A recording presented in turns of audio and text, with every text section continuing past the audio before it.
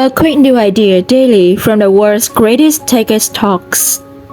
I'm your host Tosa Leone, and this is TEDx. As we are aware, the global pandemic has caused severe resistance that affect our daily routines. This is especially true of our educational institutions, where we had to seriously rework the established structures of school and recreation to keep our kids educated and engaged.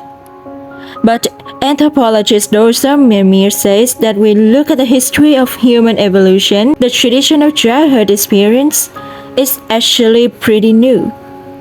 Today, Dorsa shares a bit of history of the cultural shift and what the ramifications are for child development and learning.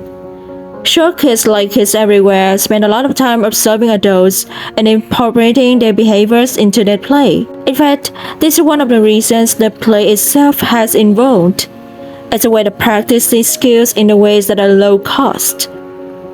No one has encouraged kids to do this, they do it on their own, because through unstructured play, children learn how to become adults. Another important benefit amidst this society is that kids teach to and learn from one another. Younger kids benefit by learning from older kids who are only slightly better than them, and through teaching older kids certain their own skills. As you may experience yourself, teaching helps you learn. In our Western societies, kids here spend their development in the room with other kids their own age by design. Adults determine when kids eat, they determine when kids play, they determine when kids go to the bathroom. And the unstructured playtime of recess is now quickly becoming a structured activity. A stream byproduct on this micromanaging is that we're teaching kids things that don't even need to be taught. Kids don't need to be taught how to play. They don't even need to taught how to talk. Really, you don't have to point to apple and say, "This is an apple." Kids can also learn through exposure, like hearing you ask your husband for an apple and him handing you one. Apples, done. When we take away unstructured play, we're in fact taking away the training wheels to adulthood that children have had from millennia. We are contributing to increasingly mismatched environment. What's more, instead of letting kids develop foundational skills like problem solving, we're flipping to the back of the book to show them the answers. But that leaves them unprepared for the new problems they're gonna face.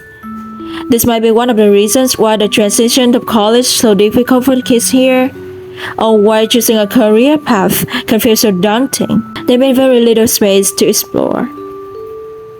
The lesson is not that we should go back to living like foreigners or think that whatever is natural that we should do.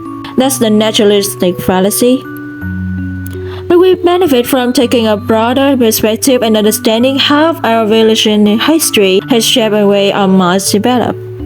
We all want the best for our kids. We want them to be independent, confident problem solvers. We want them to be happy. It's hard to study long-term consequences to be changes, especially when they happen quickly. But there are awesome trends through methods to raising kids that we've been using for millennia. Some of these methods you can start using now. Set up more mid-age playdates for your kids. Give them the room they need to make mistakes. Give them more unstructured playtime. In fact, this is not just an idea that's relevant to raising kids, because even adults, we are still developing. These lessons are appreciated too. Allow yourselves to make mistakes. Spend time with older family and younger friends. Give yourself some unstructured playtime. And perhaps recognize that the familiar culture around you is in fact very strange. The TEDx talk you just listened to was recorded at a TEDx event in Boston, Massachusetts. All TEDx events are independently organized by volunteers who believe in TEDx missions of ideas worth reading. Special thanks to the organizing team at TEDx Cambridge. Want to listen to the full talk? Find Doris' talk and more at TED.com. Last TEDx Talks. I'm Atosa Leonie. Thanks for listening and see you next time.